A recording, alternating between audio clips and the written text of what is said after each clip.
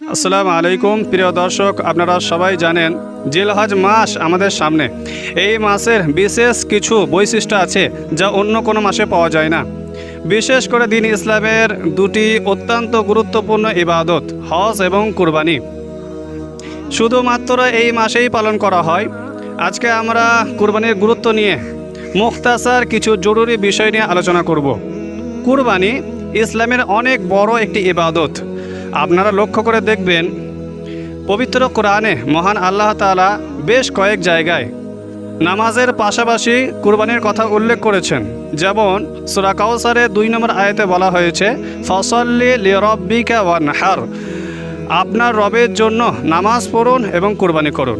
আবার সূরা আনআমের 162 নম্বর আয়াতে আল্লাহ তাআলা নির্দেশ দিয়েছেন এইভাবে, ইন্না সলাতি ওয়া নুসুকি ওয়া মাহইয়ায়া ওয়া মামাতি লিল্লাহি রাব্বিল আলামিন, নিশ্চয় আমার নামাজ, আমার কোরবানি, আমার জীবন মরণ সব কিছুই বিশ্বজাহানের প্রতিপালক আল্লাহর জন্য। এখানে একটি বিষয় লক্ষ্য করার মতো যে নামাজ হলো একটি গুরুত্বপূর্ণ শারীরিক ইবাদত, আর কোরবানি হলো অন্যতম গুরুত্বপূর্ণ আর্থিক ইবাদত। অর্থাৎ মহান আল্লাহ তাআলা আমাদের দেহ এবং সম্পদ উভয় দিক থেকেই তার আনুগত্য পরীক্ষা করেন। এখন বিষয় হলো কুরবানি গুরুত্বপূর্ণ কেন।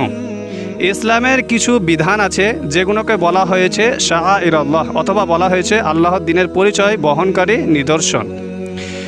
কুরবানি হলো ঠিক তেমনই একটি বিশেষ বিধান।